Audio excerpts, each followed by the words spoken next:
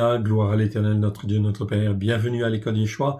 Bienvenue donc à cette 10e paracha donc, que nous allons étudier aujourd'hui. Shabbat Shalom à tous. On va donc, ici, remettre ces quelques instants à l'Éternel, notre Dieu. Père très saint, nous te rendons grâce dans le précieux nom de Yeshua.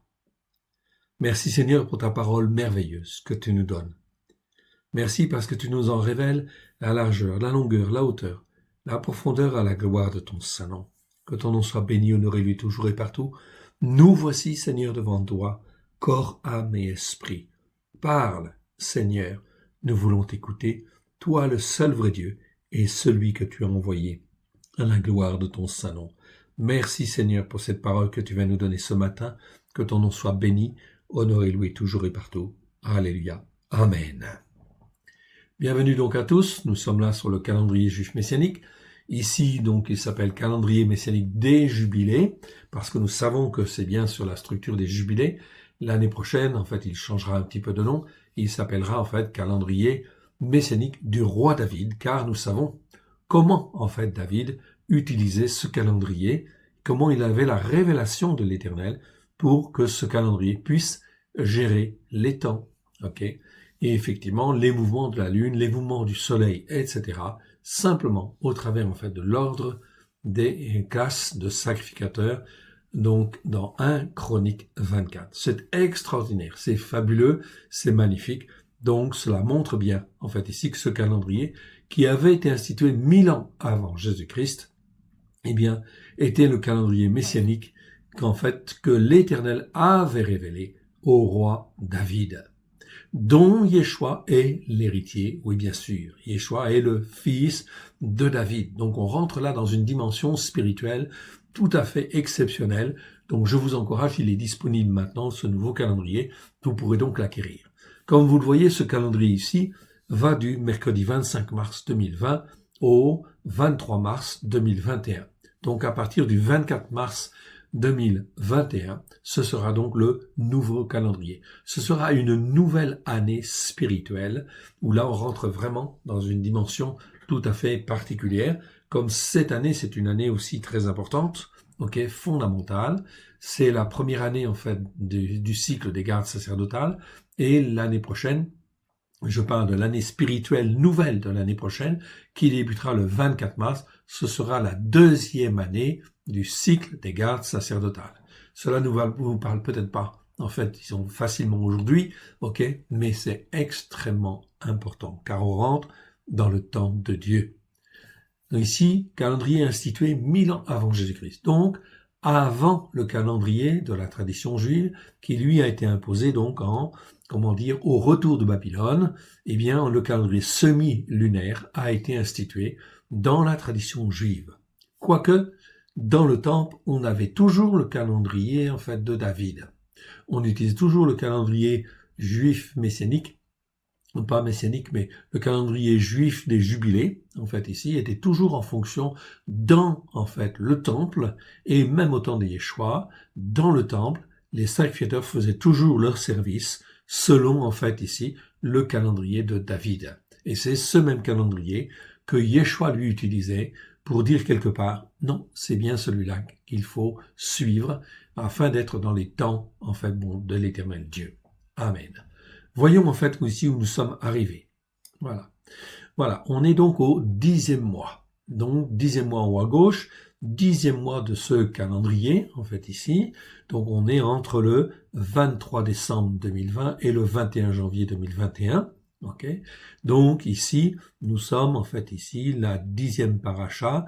Nous sommes ici donc le 2 janvier 2021. Nous sommes donc le 11e jour en réalité. 11e jour, vous le voyez en bas à droite de cette case ici, 11e jour du 10e mois dans le calendrier de Dieu, calendrier spirituel de Dieu. C'est très important, car il vaut mieux obéir à Dieu qu'aux hommes.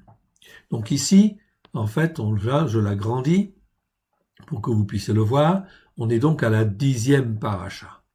10e paracha, ici, c'est Miketz, au bout de 2 ans. Donc, on va le voir, tout à l'heure. Juste une petite remarque ici, puisque nous sommes dans ce calendrier. Hier, donc, c'était le jeûne du 10 Tevet. 10 Tevet, en fait, ou 10e jour du, en fait, 10e mois. En fait, tout simplement, bon, on peut l'appeler Tevet si on veut, mais dans le calendrier ici des jubilés, il se place un vendredi. C'est donc le vendredi, en fait, 10 de ce 10e mois. Comme vous le voyez, en fait, ici.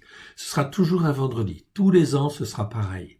Miket, ce sera toujours, en fin de compte, le deuxième Shabbat du 10e mois. Toujours. Ok? Donc, il n'y a que le calendrier, en fait, ici. La date, en fait, ici, peut changer un petit peu, va varier de quelques jours, en fait, ici. Comme aussi le 10 Tevet, c'est le 10e jour du 10e mois, ce sera un jeûne. Ce jeûne, en fin de compte, cela célèbre. Vous pouvez jeûner si vous voulez, oui, bien sûr. Il n'y a pas de problème. Comme les Juifs de la tradition le font, du matin à 8h jusqu'à 8h le soir, si vous voulez, ou vous pouvez jeûner, en fait, de la veille au soir, c'est mieux, ok? Donc, au début du coucher du soleil, ok, la veille au soir, jeudi soir, jusqu'au vendredi soir. Donc, vous pouvez jeûner. Mais là, vous voyez, ça tombe, en fait, un 1er janvier. Donc, c'est un petit sacrifice, en fait, ici, pour un certain nombre de personnes, puisque ça tombe en fait ici justement le 1er janvier 2021. L'année prochaine, l'année dernière, ça avait lieu le 3 janvier. Cette année, c'est le 1er janvier. Et l'année prochaine, eh bien, effectivement, ce sera situé, en fait, à un autre moment. En fait, ici, ce sera situé, attendez, je vais vous le dire, très précisément, ce sera donc situé le 31 décembre. Donc, il peut y avoir une variation de 1 à 2 jours, en fait, selon les années, tout simplement parce qu'on est sur un calendrier solaire, en fait, également, donc les variations sont faibles. Mais, en fait, ici, c'est un jeûne. Je vous le souligne. Est-ce que nous devons jeûner, nous qui sommes messianiques? Oui, en réalité, quelque part. Oui. Si nous comprenons la dimension prophétique, mais je ne vais pas trop m'étendre quand même sur ce jeûne, en fait, ici, on aura l'occasion de le revoir. Je vous renvoie simplement que ce jeûne rappelle que Nebuchadnezzar assiège la ville. Okay, vous avez les références, 2 Rois 25, 1 à 21, Jérémie 31, 1 à 10, Jérémie 52, Ézéchiel, 24. Ce jeûne, en fait, ici, l'Écriture dit au niveau des prophètes, eh bien, c'est très clair. Zacharie, en fait, nous dit, ici, très clairement, que ces jeûnes-là, ok, c'est 8-19, il me semble, Zacharie 8-19, eh bien, en fait, ces jeûnes-là, en fait, ici, c'est 4, il y en a 4 dans l'année, eh bien, ces jeûnes-là sont des jeûnes prophétiques. C'est des jeûnes prophétiques, c'est des jeûnes qui, justement, vont être changés en jours de gloire. En jours de gloire. Donc, sur le plan prophétique, au travers du Messie, eh bien, on sait très bien qu'il y a, en fait, quelque chose d'extraordinaire qui va venir sur ces jours-là. Okay, ce n'est pas l'objet aujourd'hui d'en parler, on est bien d'accord. On n'a pas toute la révélation, en fait, encore, mais on est dans la dimension prophétique. Voilà pourquoi je vous encourage à découvrir ces calendriers et à rentrer en fait dans le plan, en fin de compte, de Dieu. Aujourd'hui, nous allons étudier donc la 10e paracha, Miketz. Et nous sommes en fait ici, dans le calendrier ici, le 2 janvier pour cette année. 2 janvier 2021, en fait ici. Mais l'année prochaine, ce sera en fait décalé de quelques jours en fait encore. Tous les ans, c'est décalé d'au moins de 1 jour et quart. En fait, tout simplement. En fait, c'est un petit décalage, mais beaucoup moins important que le décalage lunaire, en fait, ici. Car la Lune, en fin de compte, n'a pas le même cycle que le Soleil. Il y a donc, en fait, 10 jours de décalage tous les ans, en fait, ici. Au moins, voilà pourquoi, dans le calendrier semi-lunaire, tous les 3 ans, on est obligé de rajouter un mois de 30 jours pour rattraper, en fait, le Soleil, en fait, ici. Mais c'est toujours, en fait, le Soleil qui marque les temps, et la Lune, en fait, aussi, elle marque en fait aussi un certain nombre de choses, oui bien sûr, mais nous n'avons pas, nous, à être sur un calendrier semi-lunaire ou lunaire, comme les musulmans non plus, en fait ici. Ce n'est pas en fait notre but. Nous sommes destinés à être dans la lumière, ok, au travers de Christ, Yeshua, et effectivement, eh bien on va à la source principale. Donc ici, c'est la lumière du soleil, en fait ici, qui doit gérer le calendrier. Et maintenant, avec le calendrier du roi David, nous savons exactement comment, en fait, il fonctionnait. Nous en avons la certitude, en fait, ici, et nous en avons les preuves, en fait, aussi maintenant. Ok, c'est donc très important.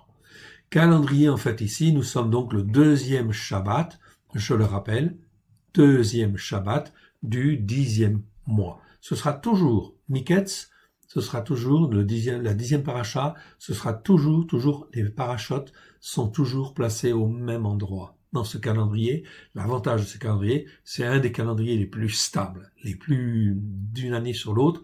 Ok, on est en fait dans un calendrier très stable, où les fêtes sont toujours au même endroit, les Shabbats toujours au même endroit.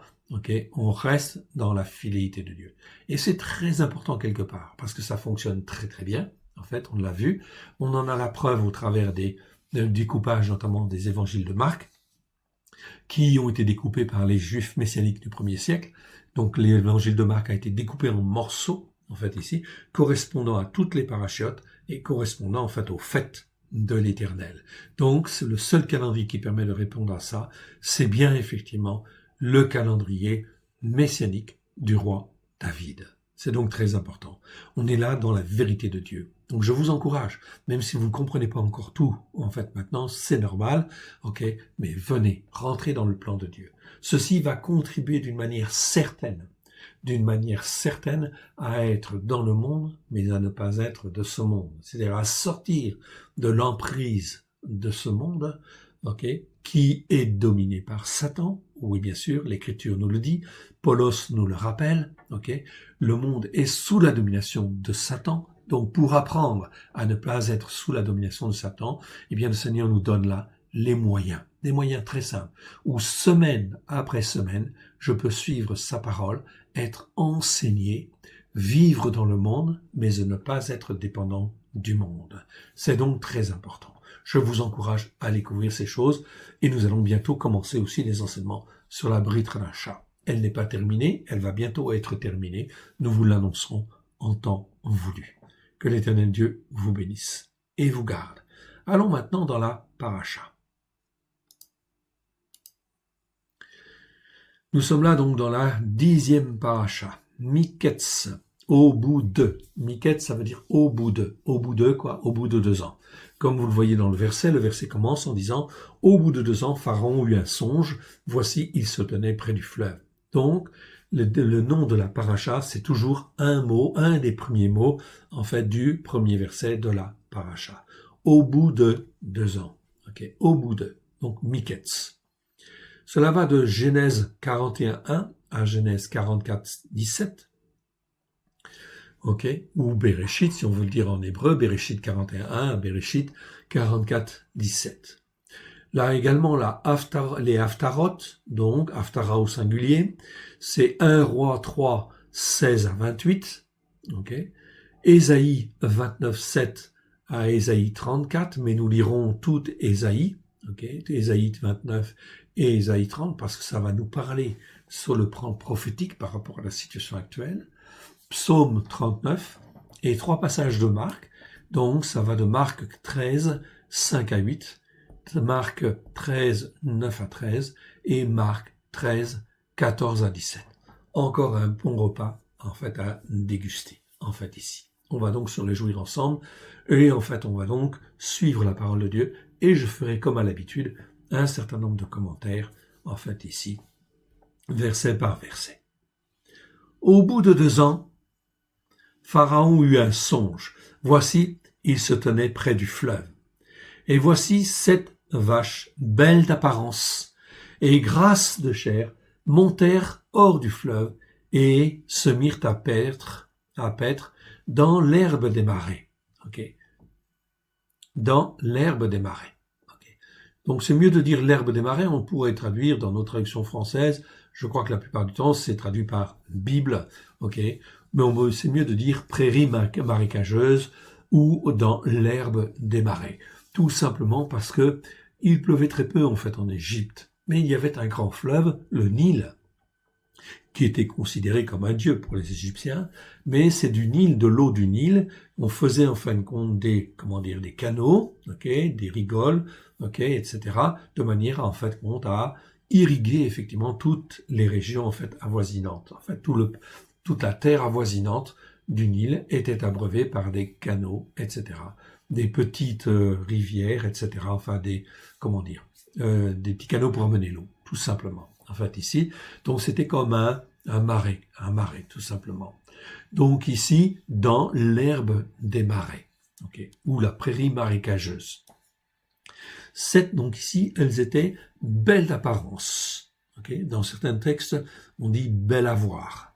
Mais ici, on se rapproche plus du mot, c'est bien l'apparence, en fait, ici. Donc c'est ce qu'on voit, en fait, aussi, on peut traduire comme ça, c'est pas mauvais. Mais en fait, ici, je vous souligne le mot parce que c'est pas toujours le même dans toute la paracha. Cette autre vache laide d'apparence. Donc on a le même mot, ici je vous le montre, le mot c'est marais. Marais en fait ici, vous le voyez, je vous le souligne, ici, marais, c'est un mot qui existe 103 fois dans 82 versets, ça nous parle de l'apparence, de ce que l'on voit, en fait ici, la vision, phénomène, apparition, spectacle, ça c'est le mot marais. Donc ici, en fait, ici, belle d'apparence. Grasses de chair montèrent hors du fleuve et se mirent à paître dans l'herbe du marais. 7 autres vaches laides d'apparence, maigres de chair cette fois-ci, montèrent derrière elles, hors du fleuve, et se tinrent à leur côté sur le bord du fleuve. Les vaches laides à voir, ici j'aurais dû changer, c'est le même mot en réalité, en fait ici, mais j'ai pas vérifié donc je le change pas, en fait ici. Donc laide à voir, c'est laide d'apparence, en fait ici, donc ici on vérifiera, en fait ici, et maigres de chair dévorèrent les 7 vaches belles à voir, et grasses de chair, et Pharaon s'éveilla, bien évidemment. Donc ici voilà son premier rêve, en fait ici, le premier songe. Il se rendormit et eut un second songe. Voici 7 épis gras et beaux montèrent sur une même tige. Et les 7 épis, et 7 épis maigres, brûlés par le vent d'Orient, poussèrent après eux. Donc ici, on a un autre songe. Là, on parle d'épis. Donc des épis gras, en fait ici, 7 épis gras et beaux montaient sur, en fait ici, une même tige. Donc vous voyez une tige. Normalement, il y a un épi, ici, il y en avait 7, en fait, ici, donc gras et beau. Et 7 épis maigres, brûlés par le vent d'Orient, poussèrent après eux. Les épis maigres engloutirent les 7 épis gras et pleins, et Pharaon s'éveilla, voilà le songe. Le matin, Pharaon eut l'esprit agité et fit venir tous les devins de Mitzraïm. Ici, en fait, c'est magicien dans nos Bibles la plupart du temps. On peut laisser magicien si on veut, mais en fin de compte, on parle là de magie, en fait, ici. C'est pas bon devant Dieu, de toute façon. Mais ici, le mot, c'est bien, en fin de compte, devin, en fait, ici. C'est rartom. Rartom, en fait, ici, vous le voyez là. Je vous le montre. Rartom, c'est un mot qui existe, en fait, ici. 11 fois dans 10 versets. C'est un nom masculin, c'est pas un nom très courant, mais ça nous parle en fait de divination, tout simplement. Oui. C'est en fait, on parle là de tous ceux qui scrutent les ossements des morts pour en fait consulter. En fait, c'est l'occultisme, on est bien d'accord, en fait ici. Donc c'est vraiment de l'occultisme. Donc les devins en fait ici de l'Égypte, en fait ici. Très bien. Donc c'est mieux de traduire devin. Dans les Bibles juives, c'est plutôt devin. Donc les devins de Misraïm et tous ces sages, Il leur raconta, ces songes, mais personne ne put les expliquer à Pharaon. Enfin, ils donnèrent des explications, mais aucune d'elles ne lui paraissait en fin de compte ici, juste on lui racontait n'importe quoi. En fait ici, comme le font les devins quand en fait ils ont des choses en fait à dire, donc ils ne savent pas dire en fait la vérité, non. Ils peuvent dire une partie de la vérité, oui, ça c'est vrai, parce que Satan en fait mêle les choses, il dit des fois des choses justes, mais c'est pour mieux embrouiller, en fait ici, mais tout n'est pas juste, c'est pour ça qu'il ne faut jamais écouter l'ennemi et jamais parler avec des mauvais esprits, on est bien d'accord, tout simplement parce que là on a affaire au mensonge, bien sûr, au père du mensonge. Donc ça, c'est très important. Voilà pourquoi Dieu met en garde. Non. Il interdit à ses enfants toute pratique divinatoire. Donc on ne peut pas lire l'horoscope non plus. On ne peut pas, en fin de compte, aller voir de voyants. Ça, c'est strictement interdit. Bien évidemment, Sinon, en fin de compte, eh bien, Satan va profiter de l'occasion et nous enchaîner, nous enfermer. Okay? C'est un interdit. Pour Dieu, c'est un interdit systématique, en fait, ici. Je dis bien systématique. Donc, on ne doit pas avoir même chez soi des choses qui, en fin de compte, ici, sont occultes. Tout ça, c'est comme des abominations à l'Éternel. Nous aurons l'occasion d'en reparler, mais c'est important de le signaler ici. Donc, fit appeler tous les devins de Mitzraïm, et il leur raconta leurs songes. Alors le chef des échansons prit la parole et dit à Pharaon, « Je vais rappeler aujourd'hui le souvenir de ma faute. » Et oui, les chansons, il a été en prison. Oui. Et puis, ça fait 2 ans déjà qu'il en est sorti, et il avait oublié, en fait, ici. Il avait oublié, en fin de compte, ici, en fait, Yosef dans la prison. Dieu l'avait permis, on est bien d'accord, mais lui, en fin de compte, ici, le Seigneur lui rappelle, en fait, en réalité, il y a dans la prison un homme qui sait interpréter les songes. Donc maintenant, tu peux en parler. Pharaon s'était irrité contre ses serviteurs, donc Pharaon était furieux quelque part. Il m'avait fait mettre en prison, donc Pharaon s'était irrité contre ses serviteurs. Il m'avait en fait mettre en prison dans la maison des chefs des gardes, moi et le chef des panetiers. Donc il était irrité, oui, et puis il avait mis en prison le chef des échansons et le chef des panetiers.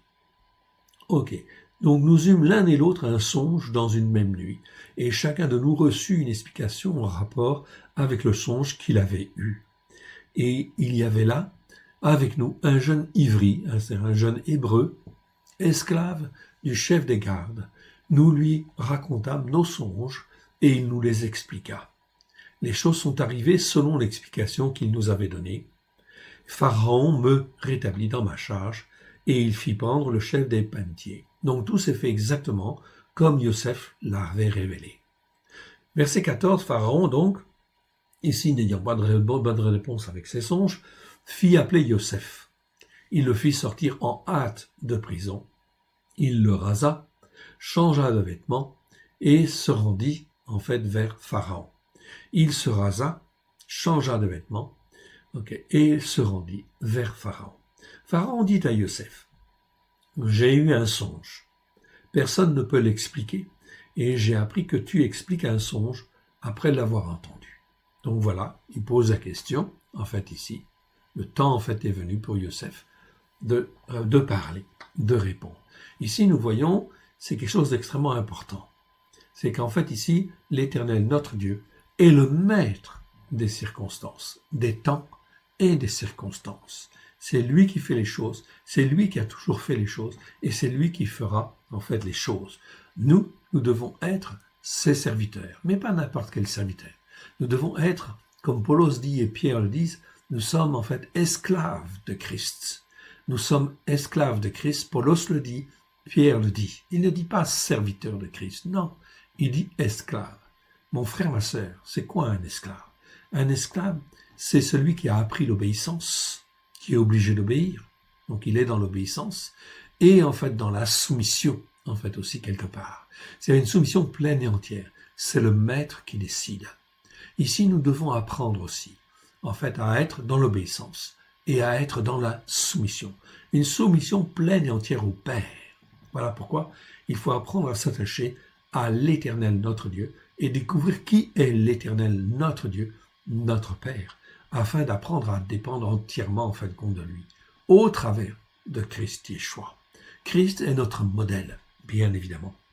Et ça, c'est extrêmement important, en fait, ici, cette dimension spirituelle, fondamentale. C'est pour ça qu'Yeshua est venu. Est venu pour quoi faire? Pour nous révéler le Père, nous faire connaître qui est le Père, avec grâce et vérité, oui, bien sûr. Or, ici, nous sommes dans une dimension très importante. Voilà pourquoi nous devons être dans le temps de Dieu, dans le calendrier, en fait, ici, du roi David, dont Yeshua est l'héritier, parce que c'est le calendrier de Dieu, de l'Éternel Dieu, que l'Éternel Dieu a révélé à David, et apprendre à être dans l'obéissance. Donc, je fais les Shabbats, je fais ceci. Ceci va nous apprendre l'obéissance. Et la soumission pour apprendre, en fait, ici, que Dieu est l'Éternel qui est le maître des circonstances. Donc, je vais pouvoir prier, en fait, aussi, évidemment, pour avoir telle ou telle circonstance, non pas pour faire ma volonté, mais pour faire la volonté du Père au travers du Fils. C'est donc extrêmement important. On est là dans l'obéissance. Yosef a passé 2 ans de plus. Oui, il y a 2 ans, il voulait sortir. Il a fait appel à les chansons. Dieu, en fin de compte, a fait oublier, en fait, ici, à ce serviteur de Pharaon, qu'il avait eu une révélation dans la prison, au travers de Yosef. Une révélation de son songe. Maintenant, 2 ans après, c'est le temps. C'est le temps de Dieu, c'est les circonstances de Dieu qui se font. Et Yosef est là, toujours fidèle à l'Éternel, obéissant et soumis. Donc, en fait, Pharaon dit à Yosef, j'ai eu un songe, personne ne peut l'expliquer, j'ai appris que tu expliques un songe après l'avoir entendu. Regardez ce que Yosef dit tout de suite. Yosef répondit à Pharaon en disant, ce n'est pas moi. Donc déjà tout de suite, il dit, non, ce n'est pas moi, c'est Elohim. Elohim, Dieu pluriel, qui donnera une réponse favorable à Pharaon. Donc, puisqu'en fin de compte, Yosef, est amené, Dieu, il sait que Dieu, en fin de compte, l'a appelé. Et pour donner l'explication, il le sait en fait déjà, c'est pour ça qu'il dit, ce n'est pas moi, c'est Elohim qui va te parler. Elohim, c'est le Dieu qui a créé le ciel et la terre. C'est le premier nom de Dieu qui apparaît dans le premier verset. Bereshit bara Elohim, et Hashamayim ve et haaretz. Au commencement, Dieu, Elohim, créa, Elohim c'est un nom pluriel, créa c'est un verbe au singulier, donc on a un Dieu pluriel qui est en fait sujet d'un verbe au singulier, créa les cieux et la terre. Donc ici, Elohim, c'est le Dieu qui a créé tout le ciel et la terre. Voilà pourquoi, en fin de compte, le monde, tous les êtres humains doivent apprendre qui est Elohim. Voilà pourquoi le Covid-19, etc., c'est une interpellation. Pour, en fin de compte, prendre conscience qu'il y a un seul Dieu, unique et vrai, et que ce Dieu, c'est Elohim, le Créateur. Donc Elohim, quand on voit le mot Elohim, c'est à la fois Dieu le Père, c'est en fait ici la parole de Dieu, et c'est en fin de compte l'Esprit de Dieu. Et les trois sont un. Elohim, Erad, Elohenu, Erad. Notre Dieu est un. C'est donc très important. Elohim, Elohenu, c'est en fait notre Dieu, en fait ici. En fait, tout simplement. C'est une conjugaison du mot Elohim. Donc, Elohim, c'est très important. Mais Elohim, c'est toujours un Dieu pluriel. C'est toujours les trois. C'est eux qui ont fait, en fait, le ciel et la terre, les cieux et la terre. Et c'est pour cela que nous, qui sommes des hommes, nous sommes sur la terre. Nous sommes, en fin de compte, sur la création de Dieu, en fait, ici. Nous sommes comme des étrangers sur la terre. Donc, je dois apprendre à être un étranger sur la terre, et tant que je n'apprends pas à être un étranger sur la terre, je ne peux pas être dépendant, en fait, de Dieu quelque part. Voilà pourquoi Dieu est en train de secouer le monde, pour rappeler que le monde a été créé par, en fait, ici, Elohim.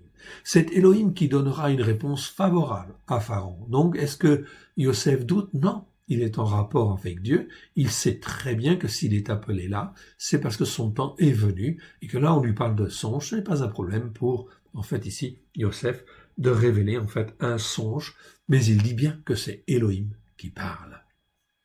Verset 17. Pharaon dit alors à Yosef, dans mon songe, voici, je me tenais sur le bord du fleuve. Donc il commence à raconter son songe, en fait ici, tout simplement. Et voici, 7 vaches grasses, de chair et belle de forme. Donc ici, j'ai un autre mot. Ce n'est plus d'apparence comme j'avais tout à l'heure. Tout à l'heure, en fait, j'avais, en fait, ici, belle d'apparence au verset 2. Ici, j'ai un autre mot, en fait, ici.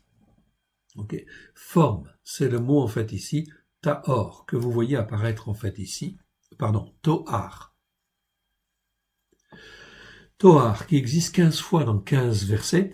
Ça nous parle plutôt de la forme, de la taille, en fait ici. Modèle, tracé, figure. Parfois, c'est traduit en fin de compte comme cela. Donc, il faut chercher. Mais ici, il y a bien une différence, en fait ici. Donc, en fait ici, même si on ne saisit pas encore aujourd'hui tout pourquoi il y a cette différence, en fait ici, je vous le souligne entre parenthèses, en fait ici, au passage. Voici cette vache grasse de chair et belle de forme, montèrent hors du fleuve et se mirent à paître dans la prairie. 7 autres vaches montèrent derrière elles maigre, fort laide de forme et décharnée. Je n'en ai jamais vu d'aussi laide dans tout le pays de Mitzraïm. Donc très important. Donc ici, Pharaon rappelle son songe. Ok. On va donc continuer. Les vaches décharnées et laides mangèrent les 7 premières vaches, qui étaient grasses. Donc, vache, c'est le mot para, en hébreu. Je vous le souligne entre parenthèses. Donc ici, je vois para, c'est le mot vache, Très bien, Donc ici, je me retrouve avec les vaches. Je ne l'ai pas mis partout. Bon, c'est pas nécessaire. Donc les vaches décharnées et laides mangèrent les 7 premières vaches qui étaient grasses. Pourtant, les vaches, ce sont des herbivores normalement, hein, mais dans le songe, ça se passe comme ça. Donc, qu'est-ce que ça veut dire? C'est quelque chose qui n'est pas logique. Donc lui, il a l'interprétation des songes. C'est une bonne chose. C'est un don de Dieu, hein, oui, bien sûr. Verset 21, « Elles les encoudirent dans leur ventre, sans qu'on s'aperçût qu'elles y fussent entrées.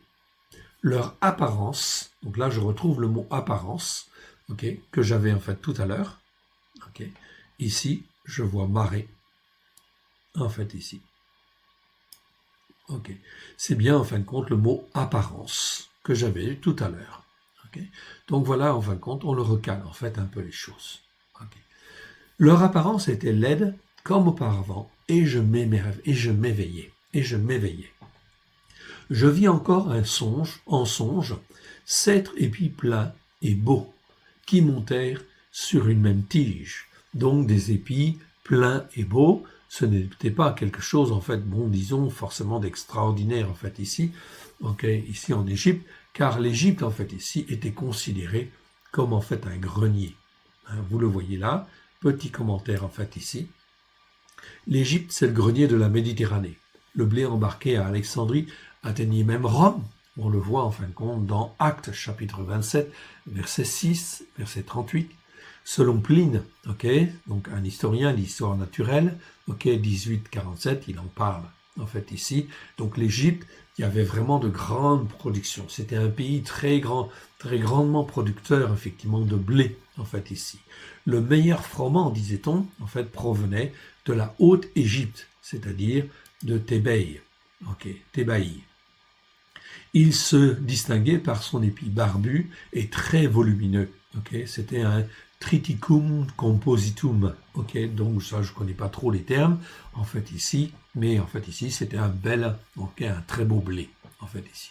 Cette espèce mentionnée dans Genèse 41, 22 est représentée sur les monuments antiques, ici, est représentée. Donc ici, voilà.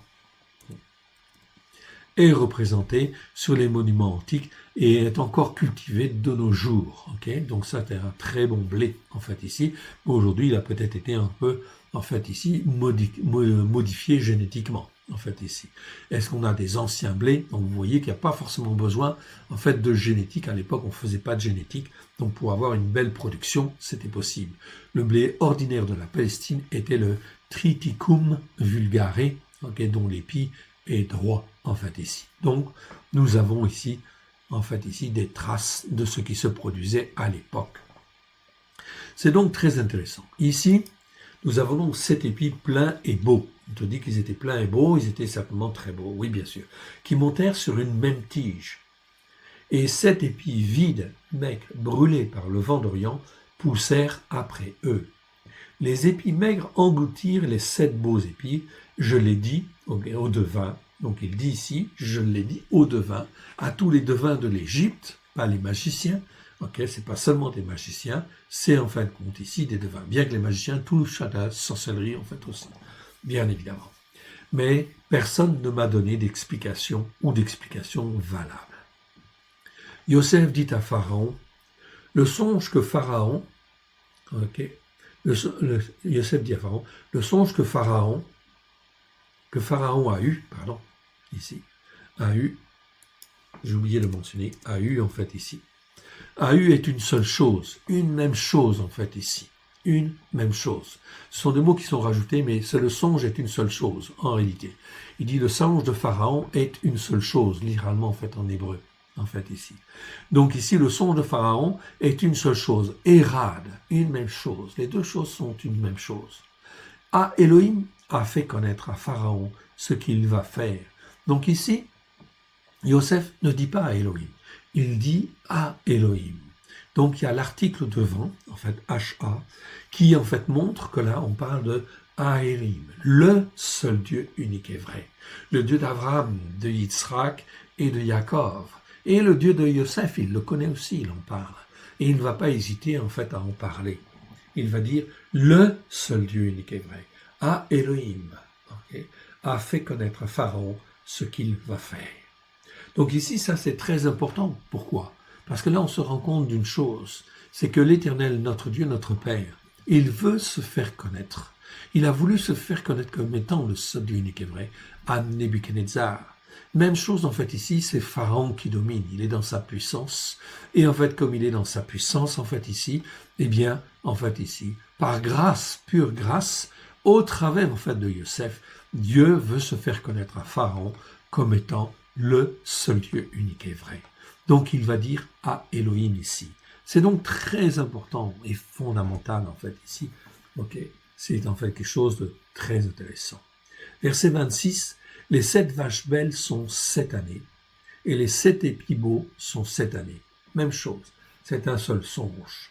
Ok, c'est 2 fois pour dire en fait la même chose. Quand Dieu dit 2 fois de 2 manières différentes la même chose, ça veut dire que c'est une confirmation, c'est arrêté, il n'y a plus rien en fin de compte à faire, c'est pas la peine d'intercéder, etc. Ok, ça ne changera pas en fait du tout, parce que ça fait partie du plan de Dieu.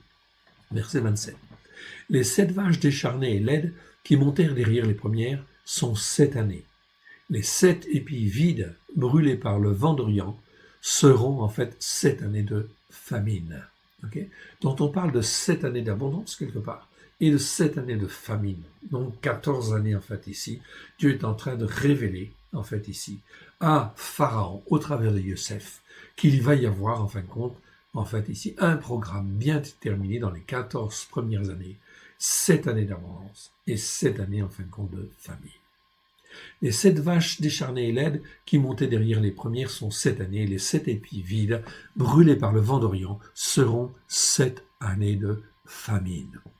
Ainsi, comme je viens de le dire à Pharaon, à Elohim, Yosef répète, il témoigne. C'est un témoin, en fin de compte, obéissant et soumis, en fait, à l'Éternel Dieu.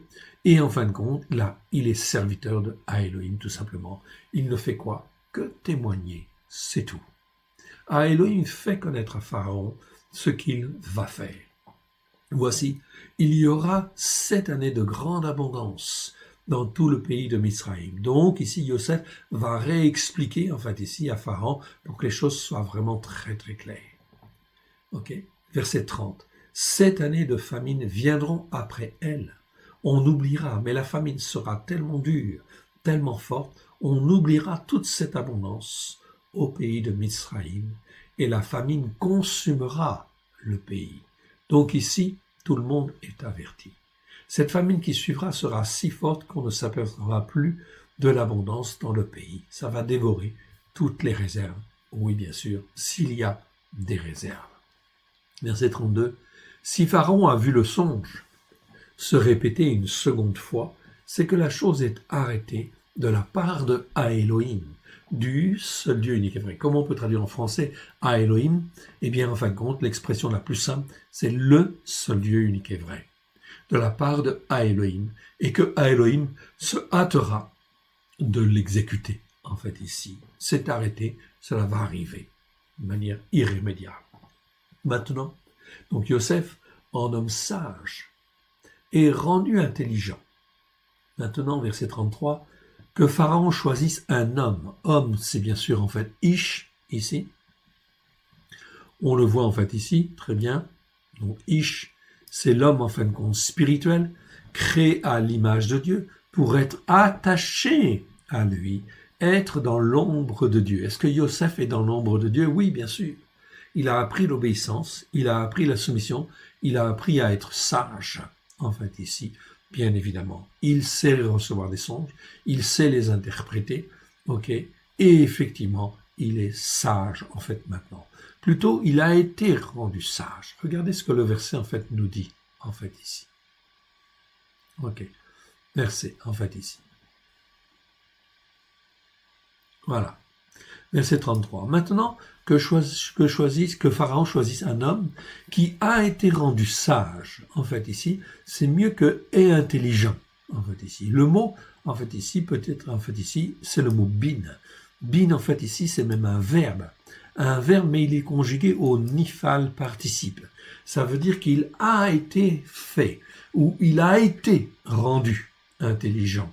Donc, ça veut dire qu'on te dit là très clairement qu'il a été travaillé pour être intelligent, en fait, ici. C'est donc quelque chose de très important, cette conjugaison, en fait, en hébreu. Donc, on a toutes ces formes-là, bien sûr, qui ne sont pas toujours très bien traduites dans nos traductions, mais peu importe, en fait, ici, là, en fait, ici, on comprend. Il a été rendu intelligent. Voilà pourquoi je dis toujours, merci Seigneur pour les épreuves que tu nous fais traverser. Parce que si tu nous fais traverser ceci, cela, c'est parce qu'en fin de compte, tu nous travailles, tu nous façonnes au travers de ça, afin qu'on soit rendu intelligent ou rendu sage, en fait, ici. Ça, c'est extrêmement important. Ça passe toujours par une formation. Toujours par des épreuves, etc. Et ces épreuves sont plus ou moins longues selon ce que l'Éternel veut faire de chacun de nous et selon notre obéissance et notre soumission aussi. Plus nous sommes obéissants, en fait ici, plus nous apprenons la soumission. Quelque part. Obéissance et soumission, il faut voir ça comme deux choses totalement différentes, en fait ici, parce que je peux être obéissant, mais je ne suis pas pour ça que je suis soumis, en fait aussi, quelque part. Il faut que mon cœur, en fait ici, soit rendu entièrement soumis à Dieu. Je peux être dans l'obéissance avec un cœur insoumis, en fait, ici, quelque part. C'est pour ça qu'en fin de compte, c'est un apprentissage. Et Dieu qui sonde les cœurs, qui sonde les reins, il va nous travailler jusqu'à ce que nous soyons rendus entièrement soumis pour la mission, en fin de compte, qu'il a prévue pour chacun de nous. Ça demande en fait un travail. Et c'est pas simplement un travail de lecture, et c'est un travail que le Saint-Esprit fait dans nos cœurs et dans nos vies, dès lors que nous donnons notre cœur et notre vie à Yeshua, pour que Dieu puisse faire au travers de nous ce qu'il lui plaît, bien évidemment. Donc ça veut dire un apprentissage de la soumission pleine et entière à l'Éternel Dieu. Ici, Ish, c'est un homme qui apprend à être totalement soumis à Dieu, obéissant et soumis. Un homme qui a été rendu intelligent, en fait ici, c'est le mot, en fait ici, le verbe que je vous ai montré tout à l'heure. Okay? Et sage. Sage, en fait ici, eh bien, en fin de compte, on le voit, je vous le montre en fait ici, c'est le mot, l'adjectif, en fait ici, raram. Raram, en fait ici, ça veut dire sage au sens de habile, au sens de expérimenté. Okay? Mais aussi habile dans le travail, en fait aussi, bien évidemment. Okay? Donc, raram, en fait, ici, c'est donc, en fait, ici, c'est selon la sagesse de Dieu, en fait, ici, bien évidemment. Okay? Expérimenté, en fait, ici. Donc là, on voit bien, on parle dans la Bible, en fait, ici, dans Romains, Paul va parler d'homme fait. Un homme fait, c'est un homme qui a exercé la parole de Dieu. Il a lu, il a appris la parole de Dieu, mais il est passé par les épreuves, il est passé par l'expérience et il devient un homme fait. Okay. Donc là, il y a un minimum de 5 ans, en fait, ici. Donc on ne peut pas avoir de responsable spirituel avant un minimum de 5 ans. Et en général, les responsables spirituels, c'est pas avant 30 ans, en fait, ici. Dans la Bible, c'est clair. Donc il faut de l'expérience. Et généralement, quand on dit 30 ans, c'est 30 ans avec des juifs et c'est 30 ans avec des gens qui lisent en fait déjà la parole de Dieu. Depuis qu'ils savent lire, ils ont commencé à apprendre à lire l'hébreu, en fait ici, et à lire le livre du Lévitique. Donc, ils connaissent déjà les Écritures. Mais ce n'est pas parce que je connais les Écritures que, en fait, je suis soumis, okay, pleinement obéissant et pleinement soumis. Ça, on est bien d'accord. Ici, en fait, ici, Yosef est un exemple, est un modèle, bien sûr. C'est une préfiguration, en fait, du Christ, évidemment. Okay. Donc, un homme rendu intelligent et sage, et qu'il le mette à la tête du pays de Mizraïm. Que Pharaon établisse des responsables.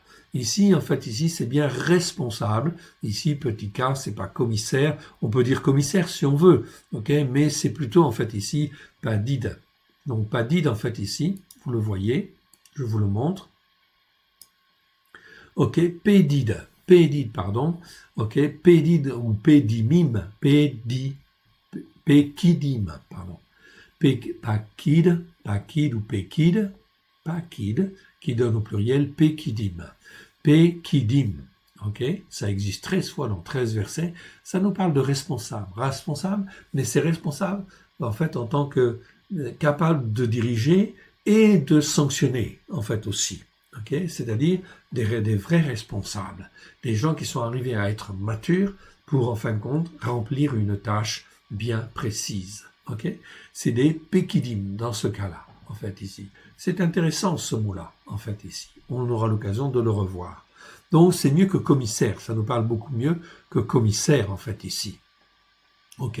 C'est, en fait, ici, ce qu'on appelle aussi des responsables, des officiers, en fait, bon, de justice, en fait, ici, ou des responsables, en fait, ici, comment dire, qui peuvent être, en fait, ici, des policiers, en fait, aussi, quelque part. Oui, on en a besoin, en fait, ici. Et les responsables, en fait, ici, c'est des gens qui doivent, en fait, maintenir l'ordre, qui sont capables de maintenir l'ordre, quel que soit le désordre qui vient. Bien sûr, cela se fait, en fin de compte, dans la mesure où on est attaché, en fait, à Dieu, où on est sous l'autorité de quelqu'un qui est, en fin de compte, ici, très spirituel. Oui, bien sûr. Donc, que Pharaon établisse des responsables sur le pays pour lever 1/5 des récoltes de Mizraïm pendant les 7 années d'abondance. 1/5, c'est-à-dire 20%. En fait, ici. Qu'il ramasse tous les produits de ces bonnes années qui vont venir, qu'il fasse sous l'autorité de Pharaon des amas de blé, des approvisionnements dans les villes et qu'ils en aient la garde. Ici, ça c'est un principe. Hier, il n'y avait pas de frigo, il n'y avait pas toutes les techniques en fait de stockage comme on a aujourd'hui, mais on savait en fait ici que lorsque le blé était en fait amassé et stocké là sur les terres où il avait été produit, il se conservait beaucoup mieux, évidemment, en fait ici. Voilà pourquoi en fait ici, pas la peine d'aller les transporter n'importe où, ok, non, Dieu va en fait ici, va les garder. La main de Dieu va être là pour les garder en fin de compte ici pendant la période d'abondance et la période de famine, donc au maximum pendant 14 ans en fait ici, les garder en fait en bon état. On est dans l'obéissance et la soumission à Dieu. Quand on est dans l'obéissance et la soumission à Dieu, les choses se font. Et Dieu a choisi ici un homme, Yosef, pour gérer cela. Voilà pourquoi en fait ici, dans les temps qui viennent, mes frères, ma sœur, ok, le Seigneur aussi prévoit ce qu'on appelle les greniers de Joseph.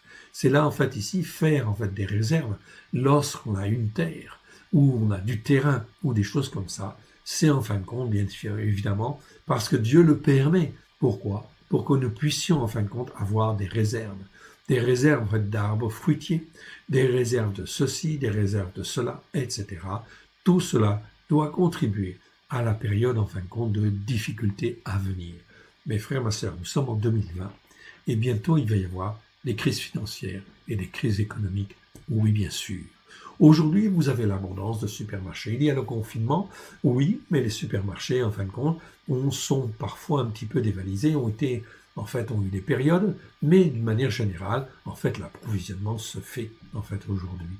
Mon frère, ma sœur, dans les mois et l'année qui vient, ok, on va découvrir des choses terribles. Il va y avoir des crises financières et des crises économiques, oui bien sûr.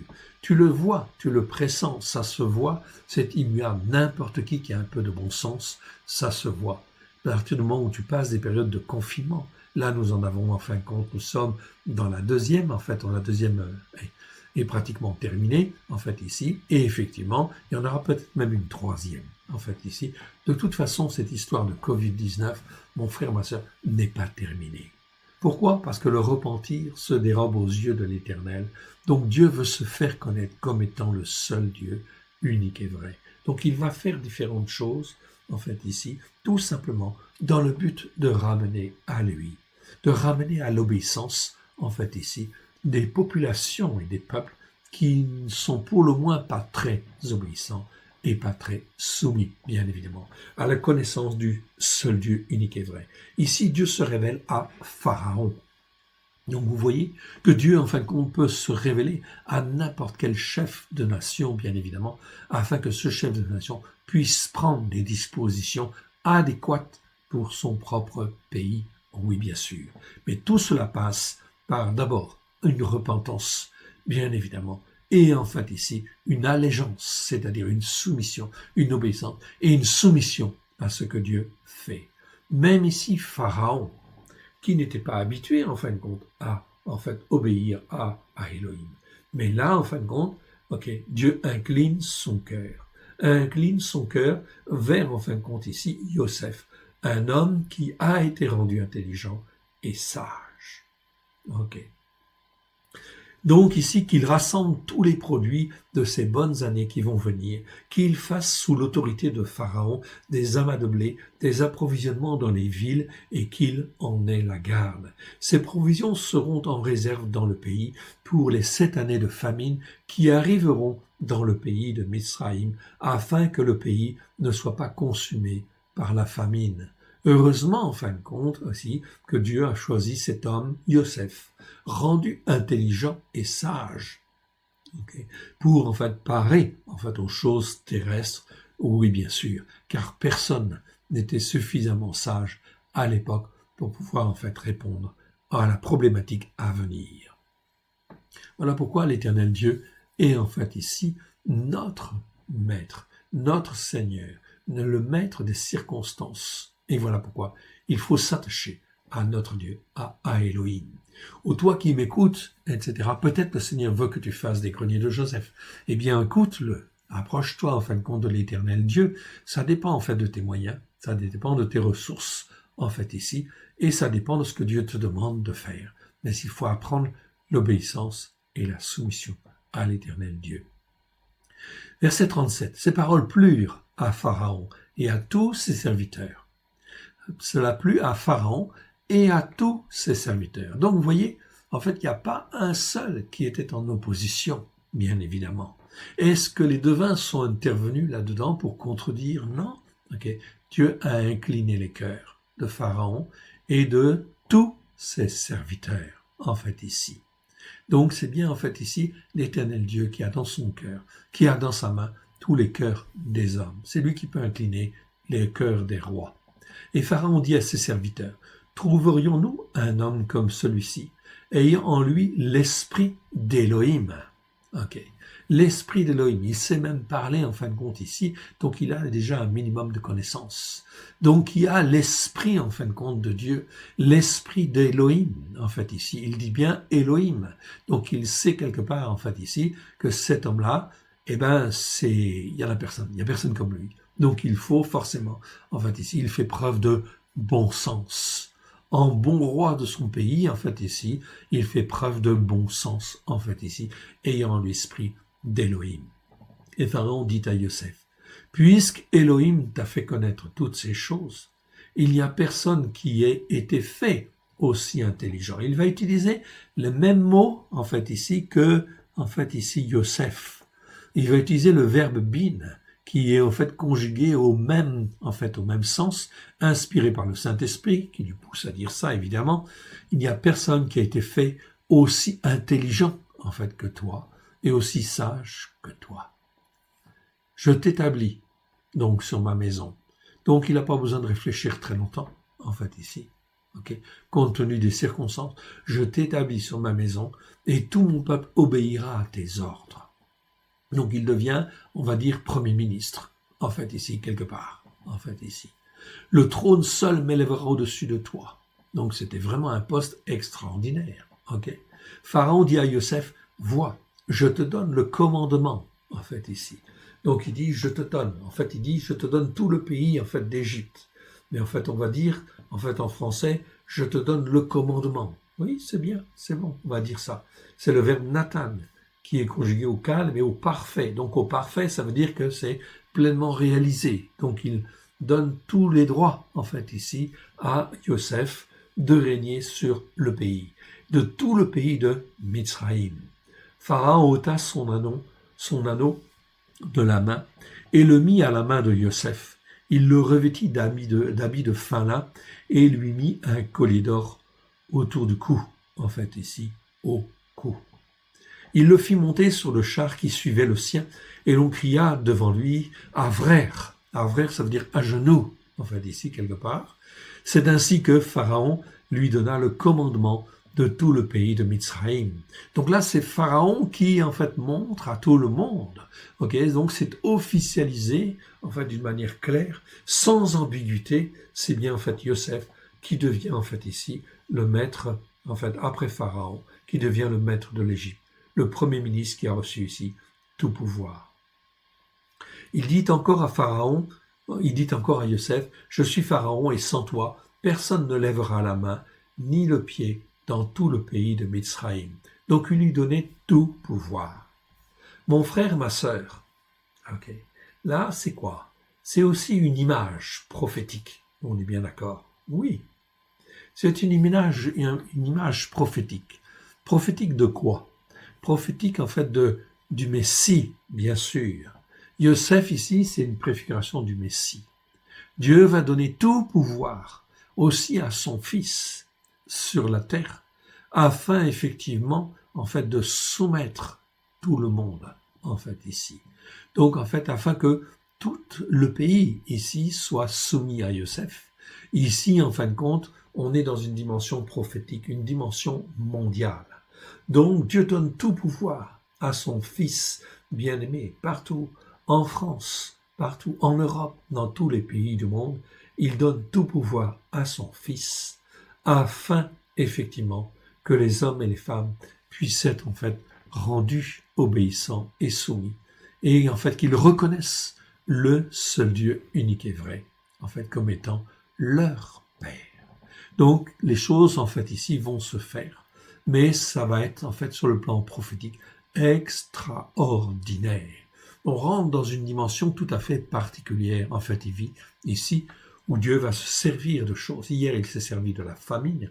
Aujourd'hui, il se sert du Covid-19. Il se sert, en fin de compte, de tout un certain nombre de choses qui vont arriver dans le but de rendre obéissant, déjà, de reconnaître que Dieu est le seul Dieu unique et vrai, qu'Élohim est le seul Dieu unique et vrai. Okay. Donc, on est dans une phase prophétique. Dieu va faire. Mon frère, ma sœur, nous devons apprendre à être obéissants et soumis là où nous sommes. Pharaon appela Yosef du nom de Tsofnat Paénéar. Tsofnat Paénéar, ça veut dire quoi? Eh bien, on va les voir. Ok, ça veut dire, en fin de compte, ici, celui qui dévoile les choses cachées. Donc Dieu lui donne, Pharaon, en fait, ici, lui donne le nom de Tsofnat Paénéar, qui veut dire celui qui dévoile les choses cachées. Okay. Dans nos Bibles, Tsafnat. Bon, si on veut. Ok. Le tout, c'est de comprendre ici la dimension spirituelle. Le nom de Tsofnat Paénéar. Et lui donna pour femme Asnat. Asnat, c'est Asnat. Donc là, il n'y a pas de changement, donc c'est très bien, en fait, ici. Donc Asnat, qui était en fait la fille de Potiphéra. Potiphéra, c'est Potiphéra. Ici, donc, peu de variantes. En fait, ici, c'est très bien. Quand on reste proche de l'hébreu comme ça, c'est mieux quand même, ok? On n'est pas dans la forme déformation et on évite de s'éloigner des racines. Prêtre donne, ok, ici. Et Yosef partit pour visiter le pays de Mitzraïm. Est-ce qu'en fait, Yosef a dit en fin de compte à Pharaon, non, je ne veux pas de cette femme, c'est une femme idolâtre. Non, ok. Donc Yosef est dans l'obéissance et la soumission. Il accepte effectivement les circonstances, et les circonstances font qu'il a besoin en fin de compte d'une femme. Oui, c'est mieux, et etc. Et effectivement, en fin de compte, Pharaon, qui est comme Dieu en fait là, eh bien en fin de compte, ok, Yosef comprend qu'il doit en fin de compte avoir Asnat pour femme, et il aura Asnat pour femme. C'est la fille en fin de compte d'un prêtre idolâtre. Est-ce que ça pose un problème? Non. Ok. Et Yosef partit pour visiter le pays de Mitzraïm. Et Yosef, âgé de 30 ans, ok, était âgé de 30 ans lorsqu'il se présenta à Pharaon, roi de Mitzraïm, et il quitta Pharaon et parcourut tout le pays de Mitzraïm. Yosef a 30 ans. Ok, arrêtons-nous un instant. Donc ça veut dire quoi? Donc s'il a 30 ans, ok, eh bien ça veut dire quoi? Yaakov avait 91 ans à la naissance de Yosef. Vous le voyez là, c'est écrit. Donc je vous le souligne, comme ça vous le voyez mieux à l'écran. Donc Yaakov avait 91 ans à la naissance de Yosef. 17 ans plus tard, Yosef est vendu par ses frères. Yaakov a alors 108 ans, en fait, ici. Aujourd'hui, nous sommes en fait un peu plus loin. Yaakov a donc 121 ans quand Yosef commence à régner sur l'Égypte. 91 plus 30, ça fait 121 ans. Donc ici, Yaakov est toujours dans la tristesse, oui bien sûr, et il a 121 ans. Okay? Et Yosef commence à régner. Il va y avoir 7 années d'abondance et 2 années de famine avant que Yaakov ne vienne. Et là, en fait, ici, Yaakov aura 130 ans, c'est-à-dire en fait 9 ans plus tard, eh bien on arrive à 130 ans. Cela colle tout juste, effectivement. Lorsqu'il viendra en Égypte, Genèse 47, verset 9. On est bien donc là, bien calé, en fait, ici. Les frères de Yosef, ils ont maintenant quel âge? Eh bien, si on fait un petit calcul, ils ont entre 36 et 44 ans. Sauf Binyamin, qui a effectivement 22 ans, environ 22 ans, lorsque Yosef commence à régner, en fait, sur l'Égypte. Donc ça, tous ces chiffres-là, on le retrouve bien sûr avec un peu de déduction, parce qu'on travaille en fin de compte sur les Écritures, on médite les Écritures et on essaie de comprendre ce qui se passait en fait à l'époque. Eh bien, c'est très bien. Ça nous permet de situer les événements, ok, et de voir en fait où ils en sont les uns et les autres, ok. Pendant les 7 années de fertilité, on continue en fait ici, de fertilité, la terre rapporta abondamment, en fait ici. Dieu, en fin de compte ici, est un Dieu d'abondance. Donc, l'Égypte a été particulièrement abondante pendant ces 7 années. Au niveau de production de blé, Yosef rassembla tous les produits de ces 7 années dans le pays de Mitzraïm. Il fit des approvisionnements dans les villes, mettant dans l'intérieur de chaque ville les productions des champs alentours. Voyez bien cette précision ici, c'est très important. Mettant dans l'intérieur de chaque ville les productions des champs d'alentour. Donc on ne faisait pas de transport en fait ici des marchandises comme on le fait en fait aujourd'hui. Aujourd'hui, en fin de compte, nous transportons en fait des marchandises et en fin de compte, c'est parce que les hommes font comme cela, et on peut avoir sur la table en fait ici aujourd'hui n'importe quoi. Demain, en fait, avec les compagnies qui, en fin de compte ici, s'arrêtent de voler, etc., on ne pourra plus faire ce genre de choses, bien évidemment. Ce qui est très important, c'est que pour conserver en fait ici, mettant dans l'intérieur de chaque ville les productions des champs alentours. C'est là où on conserve le mieux les aliments, c'est là où ils ont été produits, bien évidemment. Ils sont sur leur terre. Il y a comme une onction spirituelle, en fait, ici, quelque part, qui fait que, en fait, ici, la terre émane, en fait, ici, et protège, en fait, ici, ces produits pendant un certain temps, plus longtemps. Il y a une meilleure conservation, en fait, ici, quand c'est fait sur le lieu, sur la terre. Ça, c'est connu, en fin de compte, des rabbins. Les rabbins le savent, en fait, ici. Donc ça, c'est très important. Ça fait partie de la connaissance biblique. Yosef amassa du blé. Donc il amassait du blé comme le sable de la mer. Donc il y en avait en abondance, en quantité si considérable que l'on cessa de compter parce qu'il n'y avait plus de nombre. Vous imaginez ça? Il n'y avait plus de nombre, en fait, pour pouvoir compter. Donc c'était l'abondance de l'abondance, en fait, ici, quelque part. Donc, très bonne chose. On continue. On arrive au verset 50. Avant les années de famine, il naquit à Yosef. Donc, c'était pendant les 7 années d'abondance. Donc, Yosef a eu 2 fils. Yosef, que lui enfanta Asnath, fille de Potiphéra, prêtre d'On. Yosef donna au premier-né le nom de Ménaché, c'est Manassé, en fait ici, qui veut dire en fait qui a oublié.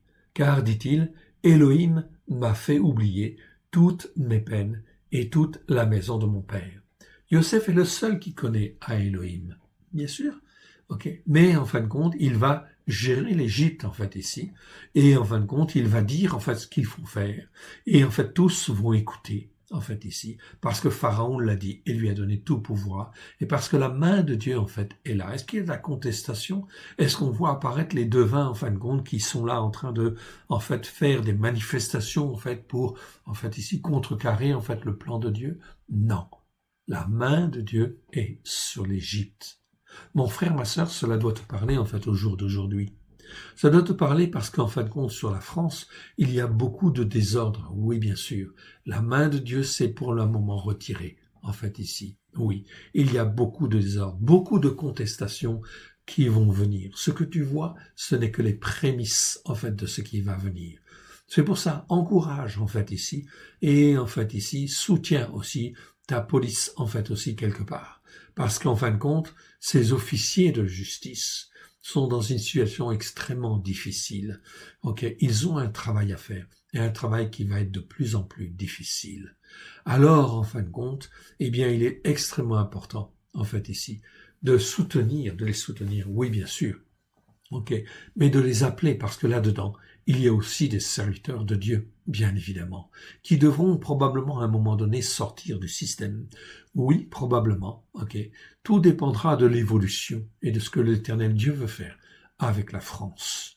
La France, en fin de compte, ici, a un rôle à jouer sur le plan prophétique et sur le plan spirituel à venir. Normalement, la France, elle avait toujours un rôle à jouer pour soutenir Israël depuis longtemps déjà, en fait, ici. Le mot France, en hébreu, c'est tsarfat, c'est le creuset où on forme les bijoux. Je l'ai déjà dit, en fin de compte, mais c'est très important. La France, donc, a une mission. La France a rejeté le Christ. Oui, bien sûr, ok, c'est officiel. On ne veut pas de Christ. Voilà pourquoi la France est en proie à de graves, en fait, problèmes, bien évidemment. Mais Dieu, en fait, a une mission pour la France. Bien évidemment, une mission prophétique qui, en fin de compte, doit, en fait, voir une restauration de la France pour soutenir Israël, aider Israël, ok, à la gloire de l'Éternel, ok, au travers de son Fils. Mais on n'en est pas encore là. Donc il faut que la France passe par un certain nombre d'épreuves afin d'être émondée, fortifiée comme un homme. Même chose. Et la France n'est pas dans l'obéissance, en fait, à Dieu, et encore moins dans la soumission à l'Éternel Dieu. Et Dieu veut se révéler, et Dieu va se révéler. Puisse Dieu se révéler à la France, en fait, ici, en fait, aux Français, comme il convient et sans trop tarder quand même, en fait, ici. Tout cela, vous pouvez prier pour ça. Mais que la France passe par une étape difficile, ça, en fin de compte, ça c'est vrai. Et la France va passer par une étape plus difficile que n'importe quelle autre nation, parce qu'il y a, en fin de compte, une mission prophétique pour la France. Donc, forcément et nécessairement, la France va passer par des épreuves très, très difficiles. Voilà pourquoi, mon frère, ma sœur, tu es, en fin de compte, dans ton coin, très bien. Tu es confiné? Parfait. Merci, Seigneur. Apprends, ok? Apprends la Torah avec grâce et vérité au travers de Christ Yeshua. Forme-toi et façonne-toi. Apprends, en fin de compte, des pères de l'Église. Les pères de l'Assemblée des croyants, ok? Pas des pères de l'Église, non, au contraire. Non, les pères, en fin de compte, qui sont les pères dans la Bible que Dieu nous a donnés. Ok, pardonnez-moi ce lapsus, c'est encore quelques restes de déformations en fait qui en fait sont en fait ici encore en fin de compte dans notre esprit en fait quelque part et qui peuvent nous marquer en fait encore. Ok, mais vous aviez compris. Avant les années de famine, il naquit à Yosef 2 fils qu'il lui enfanta. Asnath, fille de Potiphéra, prêtre d'On. Yosef donna au premier-né le nom de Ménaché, car dit-il, Elohim m'a fait oublier toutes mes peines et toute la maison de mon père. Ok, donc ici, Yosef ici a été rendu intelligent. Même s'il est tout seul, il est ferme. Il accomplit le plan de Dieu. Il marche avec Dieu. Il est entièrement soumis. Il donna au second le nom d'Éphraïm. Éphraïm, en fait ici, qui veut dire, en fait ici, doublement fécond. Éphraïm, car dit-il, Elohim m'a rendu fécond dans le pays de mon affliction. En fait ici, dans le pays de mon affliction. Très bien. Les 7 années d'abondance qu'il y a eu au pays de Misraïm s'écoulèrent, et les 7 années de famine commencèrent à venir. Ainsi que Yosef l'avait annoncé. Il y eut famine dans tous les pays, mais dans tous les pays de Misraïm, il y avait du pain, en fait, ici. Un seul pays était choisi. Dans un seul pays, il y avait, en fin de compte, du pain. Hier, c'était Misraïm, en fait, ici. Demain, ce sera certainement aussi la France, peut-être, en fait, par rapport, en fin de compte, aussi à la parole de Dieu, ici. Qu'il en soit selon ce que l'Éternel, en fait, ici, veut, bien évidemment. Ici, les 7 années de famine commencèrent à venir. Nous ne voyons pas de famine, en fait, encore, mais ça va venir. Ainsi que Yosef l'avait annoncé, il y eut une famine dans tous les pays, mais dans tout le pays de Misraïm, il y avait du pain, il y avait de la nourriture. Quand tout le pays de Misraïm fut aussi affamé, le peuple cria à Pharaon pour avoir du pain, en fait, ici. Donc, vous voyez, crise, en fait, ici, de famine, en fait, ici, crise de production, ici, c'est la famine. Ici, en fait, nous allons voir des crises financières et des crises économiques, en fait, ici, ça va venir. Mais en plus de ça, en fait, des manifestations de mécontentement partout. Le confinement, le Covid-19, ça crée des mécontentements partout. Tout ça, en fin de compte, ça vient. Et ça vient, ça va monter. Ça va monter de plus en plus, en fait, ici, pour que dans la France, en fait, ici, la France soit secouée. Et la France va être secouée. Secouée d'une manière dure, d'une manière difficile, bien évidemment. Pourquoi? Afin de trouver sa place. Mon frère, ma sœur, il y a une place. Oui, une place auprès d'Israël, auprès du plan prophétique que Dieu a prévu, en fait, ici, bien évidemment, cela va venir, Mais ça va être difficile, très difficile. Restons fermes et restons, en fin de compte, ici, dans le travail que Dieu nous donne, afin que Dieu nous façonne, afin d'être rendus intelligents comme lui le veut. C'est ça qui est important. Quand tout le pays de Misraïm fut aussi, quand tout le pays de Misraïm, verset 55, fut aussi affamé, le peuple cria à Pharaon pour avoir du pain. Pharaon dit à tous les Mitzrim, c'est-à-dire à tous les Égyptiens, allez vers Yosef et faites ce qu'il vous dira. Faites ce qu'il vous dira, en fait, ici.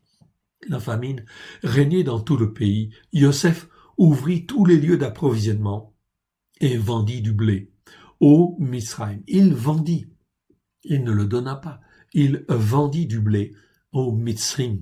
La famine augmentait dans le pays de Mitzrim, en fait, dans le pays des Mitzrim, le pays de Mitzraïm, en fait, ici.